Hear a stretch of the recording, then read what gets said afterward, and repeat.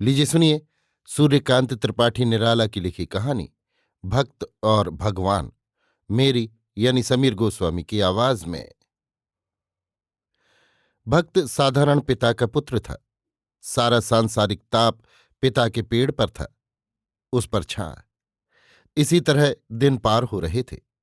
उसी छां के छिद्रों से रश्मियों के रंग, हवा से फूलों की रेणु मिश्रित गंध, जगह जगह ज्योतिर्मय जल में नहाई भिन्न भिन्न रूपों की प्रकृति को देखता रहता था। स्वभावतः जगत के करण कारण भगवान पर उसकी भावना बंध गई। पिता राजा के यहाँ साधारण नौकर थे। उसे इसका ज्ञान रहने पर भी न था। लिखने के अनुसार उसकी उम्र का उल्लेख हो जाता है। इस समय एक घटना हुई। गांव के किनारे कुएं पर एक युवती पानी भर रही थी। पकरिए के पेड़ के नीचे एक बाबा तन्मय गा रहे थे। कौन पुरुष की नार झमाझम पानी भरे। युवती घड़ा खींचती दाहिनी ओर के दांतों से घूंघट का छोर पकड़े बाएं झुकी आंखों में मुस्कुरा रही थी। तरुण भक्त की ओर मुंह था, बाबाजी की ओर दाहिने अंगों से पर्दा। भक्त का विद्यार्थी जीवन था। उसने पढ़ा, विस्मित हो गया, देवी को मन में प्रणाम कर आगे बढ़ा। गांव की गली में साधारण किसानों की भजन मंडली जमी थी। खंजड़ी पर लोग समस्वर से गा रहे थे। कहत को परदेसी की बात, कहत को परदेसी की बात, वही तरुलता वही द्रुम खंजन, वही करील वही पात, जब ते बिछुरे श्याम सावरे, ना को आवत जात। तरुण युवक खड़ा हो गया। अच्छा लगा। एक पेड़ की जड़ पर बैठकर एक चित सुनता रहा। कितने भाव प्राणों में जग कर उथल पुथल मचाने लगे। ये परदेसी की बात कौन कहता है, क्या कहता है? तरुलता द्रुम खंजन करील आदि वही सब अब भी हैं, पर श्याम बिछुड़ गए हैं, इसीलिए तो वो सब सूना हो रहा है। वहां कोई नहीं आता जाता। ये परदेसी की बात कैसी है? कितने विचार बह गए। वो सुनता रहा। अज्ञात भी कितना कह गए। फिर सब भूल गया। एक होश रहा। ये परदेसी कौन है, क्या कहा, ये सांवरे श्याम कैसे बिछड़े? फिर भी परदेसी की बात कहने में इनका अस्तित्व है। चुपचाप उठकर वो चला गया। गांव से बाहर एकांत में एक रास्ते के किनारे चढ़ी मालती के बड़े पीपल के नीचे बंधे पक्के चबूतरे पर महावीर जी की सुंदर मूर्ति स्थापित थी। वहीं जाकर बैठ गया। विशद विचार का नशा था ही। लड़ी आप फैल चली। तुलसीदास की याद आई। महावीर जी, तुलसीदास जी और श्री रामायण से हिंदी भाषित पठित हिंदू मात्र का जीवन संबंध है। मन सोचने लगा। तुलसीदास की सिद्धि के कारण महावीर जी हैं। सामने सिंदूर की सजी सुंदर मूर्ति पर सूर्य की किरणें पड़ रही थी। देखकर भक्ति भाव से प्रणाम किया। अर्थ कुछ नहीं समझा, पर उस पत्थर की मूर्ति पर प्राण मुग्ध हो गए। ये एक संस्कार था, एक मूर्ख संस्कार, जिसे ब्रह्म भाव के लोग आज कुसंस्कार कहते हैं। बृहत्तर भारत के निर्माण के लिए प्रयत्न पर है। खसी माल मूर्ति मुस्कानी, वो नहीं समझा, पर खसी माल वाली बिना माला की मूर्ति मुस्कराई। उसने केवल देखा, सामने कलमी पुराने आम के पेड़ पर नई जंगली बेले की लता पूरी फूली हवा में हिल रही है। तरुण भक्त की इच्छा हुई, माला गूंथ कर महावीर जी को पहनाए। सामने केले लगे थे। एक पत्ता बीच से तोड़कर पैनी लकड़ी से काट लिया और पेड़ पर चढ़कर उसी के बनाए दोने में फूल तोड़ तोड़ कर रखने लगा। फिर गुर्च जैसी एक लता की पतली लड़ी तोड़कर उसी चबूतरे पर बैठकर माला गूंथने लगा। पूरी होने पर महावीर जी को पहना कर देखा। कोई हंस दिया, वो नहीं समझा, प्रणाम कर चला गया। वो विवाहित था। घर आया। सिंदूर का सुहाग धारण किए नवीन पत्नी खड़ी थी। आंखों में राजश्री उतरकर अभिनंदन कर रही थी। वो मुस्कुराई, पर वो फिर भी नहीं समझा। भक्त की ऋतुएं बहुत धीरे धीरे वेश बदलती हुई चलती हैं, पर इतनी सुंदर हैं, इतनी कोमल और इतनी मनोरम कि वहां प्रखरता का कोई भी निर्झर स्वर नहीं, जो शैलोच्च प्रकृति से उतरता हुआ हरहराता हो। वहां केवल मर्मरोज्ज्वल तरंग भंग है। भक्त का नाम निरंजन था। संपत्ति के संबंध में भी वो निरंजन था। केवल भक्ति थी। भक्ति बुद्धि नहीं, पर पूजा चाहती है। पूजा के लिए सामग्री एकत्र करने की विधि वो नहीं बताती। विधि आप विधान देते हैं। भक्त ने देखा, राजा का सरोवर सरोरूहों से पूर्ण है। नील जलराशि पर हरे पत्र, उनके बीच वृंत उठे, उन पर डोलते हुए कमल, उन पर कांपती हुई किरणें। भक्त ने देखा, ये श्वेत कमल श्वेत होकर भी कैसी अंजलि बांधे हुए हैं। इच्छा हुई इन्हें महावीर जी पर चढ़ावें। लांग मारकर पानी में कूद पड़ा। जल छल छल करता छलकता हुआ तरंगों से वर्तित हो चला। वो तैरने लगा। नाल और नालों के कांटे रोकने लगे, लिपट कर छिद कर खरोंचते रहे, पर उसे केवल महावीर जी, पूजा और कमलों का ध्यान था। तैरता तोड़ता तटजल पर फेंकता रहा। फिर निकल कर उठा लिए, चबूतरे पर जाकर भक्ति भाव से सजाने लगा। मूर्ति वीर मूर्ति न थी, हाथ जोड़े हुए थी। दोनों बगलों में, कंधों के बीच, कानों के नीचे, पैरों से लेकर ऊपर तक मूर्ति को श्वेत कमलों से सुवासित कर दिया। सिर के लिए एक सनाल कमल की गुडरी बनाई, पहनाने लगा। आगे भार अधिक होने के कारण अर्धविकच कमल गिरने लगा, संभाल कर दबाकर पहना दिया।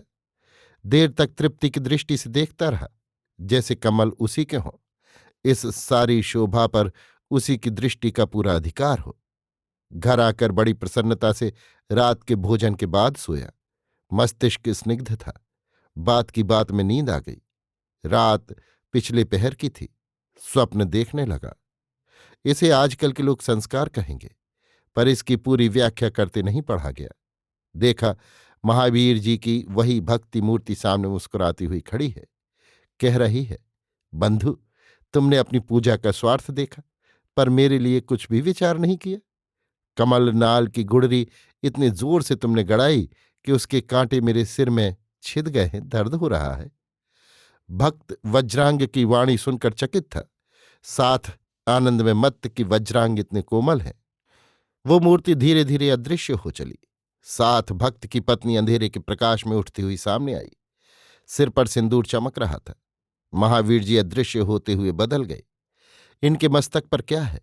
भक्त को ताज्जुब में देखकर पत्नी बोली, प्रिय, महावीर को मैं मस्तक पर धारण करती हूं। स्वप्न में भक्त ने पूछा, मैं नहीं समझा, अर्थ क्या है? बड़ी रहस्यमयी मुस्कान आंखों में दिखाई दी। उठो, पत्नी ने कहा, अर्थ सब मैं हूं, मुझे समझो। भक्त की आंखें खुल गईं। जग कर देखा, पत्नी घोर निद्रा में सो रही है। उसका दाहिना हाथ उसके हृदय पर रखा है, जैसे उसके हृदय के यंत्र को स्वप्न के स्वरों में उसी ने बजाया हो। खिड़की से उषा की अंधकार को पार करने वाली तैरती छवि दूर जगत की मधुर ध्वनि की तरह अस्पष्ट भी स्पष्ट प्रतीत हो रही थी। भक्त ने उठकर बाहर जाना चाहा। धीरे से हृदय से प्रिया का हाथ उठाकर चूमा। फिर सघन जांघ पर सहारे से प्रलंब कर एक बार मुंह देखा। खुले प्रसन्न दिव्य भाल पर अंधकार बालों को चीरने वाली मांग में वैसा ही शोभन सिंदूर दीपक प्रकाश में जागृत था। कमल आंखें मूंदी हुई। कपाल, भौं, गाल, नाक, चिबुक आदि के कितने सुंदर कमल सुहाग सिंदूर पर चढ़े हुए हैं। देखकर चुपचाप उठकर बाहर चला गया। भक्त की भावना बढ़ चली। प्राणों में प्रेम पैदा हो गया। ये बहुत दूर का आया प्रेम है, ये वो न जानता था, क्योंकि वो जागृत लोक में ज्यादा बंधा था। उसकी मुक्ति जागृत की मुक्ति थी। खाने पीने रहने सहने की मामूली बातों से निवृत्त हो, इतना ही समझता था। स्वप्न के बाद तमाम दिन एक प्रसन्नता का प्रवाह बहा। पहले पहल जवानी में ब्याह होने पर जैसा होता है। आज फिर अच्छी पूजा की इच्छा हुई। सरोवर के किनारे से दूसरों की आंख बचाकर ऊंची चारदीवारी की बगल बगल जाने लगा। 12 दरी के पिछवाड़े एक दूसरे सरोवर के किनारे गुलाब बाग था। दाहिने आमों की श्रेणी, बीच से बड़ा रास्ता। राहियों की नजर से ओझल पड़ता था। चुपचाप केले का एक वैसा ही आधार लिए बाग में बैठा। बसरा, बिलायत, फ्रांस आदि देशों के तरह तरह के घने और हल्के लाल गुलाबी पीले गुलाब हिल रहे थे, जैसे हाथ जोड़े आकाश की स्तुति कर रहे हो। खे संभवम शंकरम, खे संभवम शंकरम मौन वीणा बजा रही हो। सुगंध की झंकारें दिशाओं को आमोद मुग्ध करती हुई। क्षण भर शोभा देखकर गुलाब तोड़ने लगा। ध्यान महावीर जी की ओर बह रहा था। साक्षात भक्ति जैसे वीर की सेवा में रत हो। लौटकर आज लाल को लाल करने चला। सिंदूर पर गुलाब की शोभा चढ़ी। सुंदर सब समय सुंदर है। सजाकर देर तक देखता रहा। यही पूजा थी। घर आया। पत्नी ने नई साड़ी पहनी थी, गुलाबी। देखकर भक्त हंसा। रात का स्वप्न मस्तिष्क में चक्कर काटने लगा। कहा, तुम मन की बात समझती हो?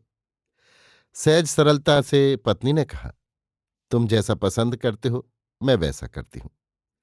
भक्त की इच्छा हुई रात की बात कहे, पर किसी ने रोक दिया। सर झुकने लगा, ना झुकाया।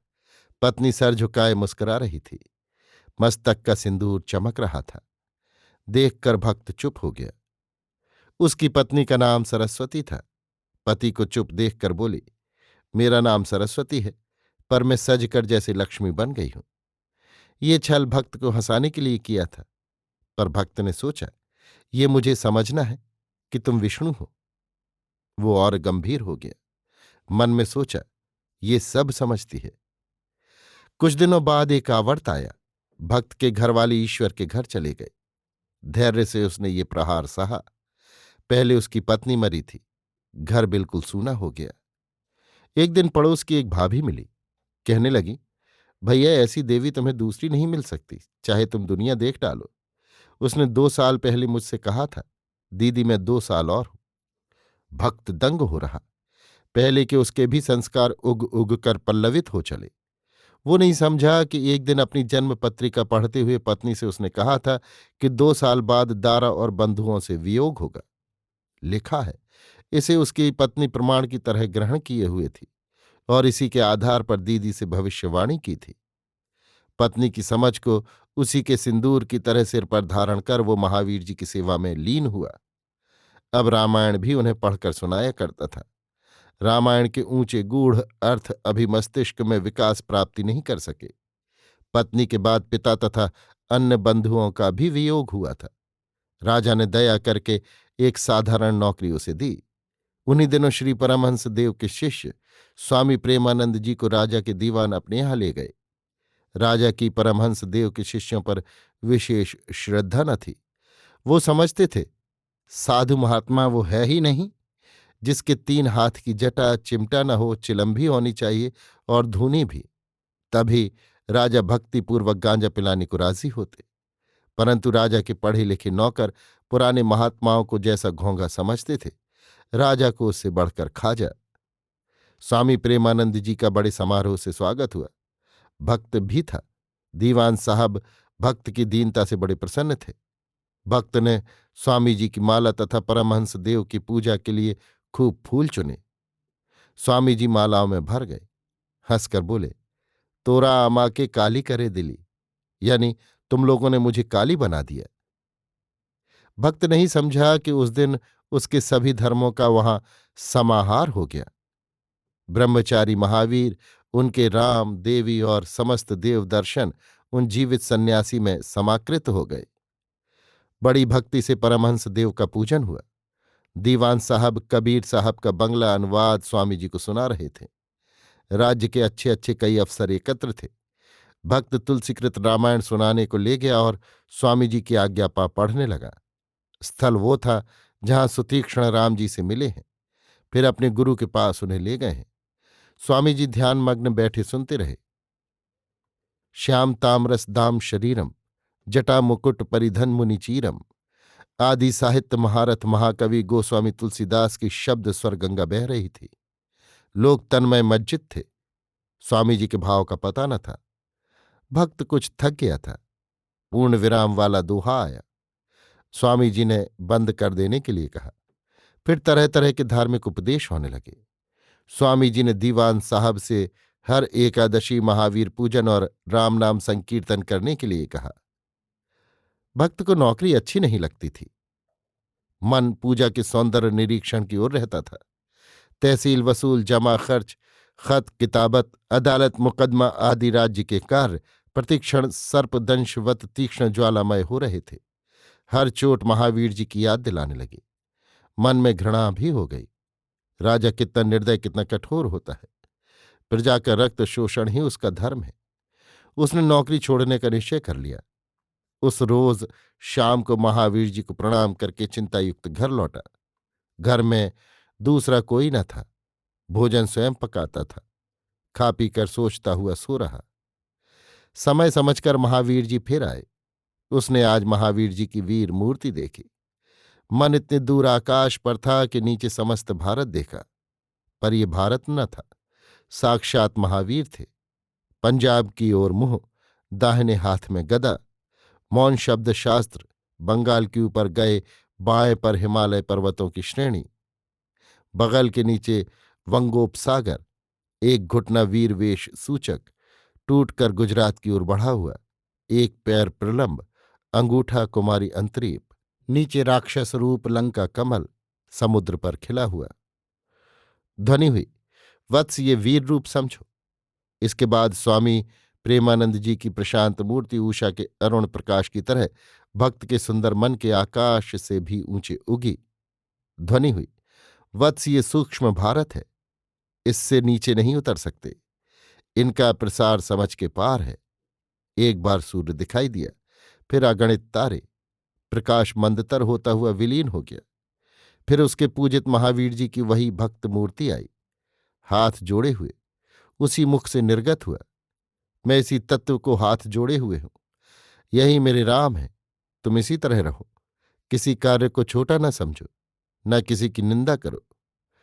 अंधकार जल पर एक कमल निकला, हाथ जोड़े हुए बोला, मैं तो राजा का था, तुमने मुझे क्यों तोड़ा? फिर गुलाब हिल हिल कर कहने लगे, मुझे छूने का तुम्हें क्या अधिकार था? हाथ जोड़े हुए महावीर जी बोले, वत्स, यह कौन सी चीज राजा की नहीं है? ये मूर्ति किसकी खरीदी है? कौन पुजवाता है? स्वप्न में आतुर होकर भक्त ने कहा, ये गरीब मरे जा रहे हैं, इनके लिए क्या होगा? ये मर नहीं सकते। इनके लिए वही है जो वहां के राजा के लिए। इन्हें वही उभाड़ेगा जो वहां के राजा को उभाड़ता है। तुम अपने में रहो, दूर मत आओ। मन धीरे धीरे उतरने लगा। देखा, आकाश की नीली लता में सूर्य, चंद्र और ताराओं के फूल हाथ जोड़े खिले हुए एक अज्ञात शक्ति की समीर से हिल रहे हैं। पृथ्वी की लता पर पर्वतों के फूल हाथ जोड़े आकाश को नमस्कार कर रहे हैं। आशीर्वाद की शुभ्र हिमधारा उन पर प्रवाहित है। समुद्रों की फैली लता में आवर्तों के फूल खुले हुए अज्ञात किसी पर चढ़ रहे हैं। डाल डाल की बाहें अज्ञात की ओर पुष्प बढ़ाए हुए हैं। तृण तृण पूजा के रूप और रूपक है। इसके बाद उन्हीं उन्हीं पुष्पों के पूजा भावों में छंद और ताल प्रतीयमान होने लगे। सब जैसे आरती करते हिलते, मौन भाषा में भावना स्पष्ट करते हों। सबसे गंध निर्गत हो रही है, सत्य की समीर बहन कर रही है। पुष्प पुष्प पर अज्ञात कहाँ से आशीर्वाद की किरणें पड़ रही हैं। इसके बाद उसकी स्वर्गीय प्रिया वैसी ही सुहाग का सिंदूर लगाए हुए सामने आई। वत्स, ये मेरी माता देवी अंजना है, इनके मस्तक पर देखो। उसी भक्त मूर्ति की ध्वनि आई। मस्तक पर वीर पूजा का वही सिंदूर शोभित था। मुस्कुराकर देवी सरस्वती ने कहा, अच्छे हो। आंख खुल गई, कहीं कुछ न था। अभी आप सुन रहे थे सूर्यकांत त्रिपाठी निराला की लिखी कहानी भक्त और भगवान, मेरी यानी समीर गोस्वामी की आवाज में।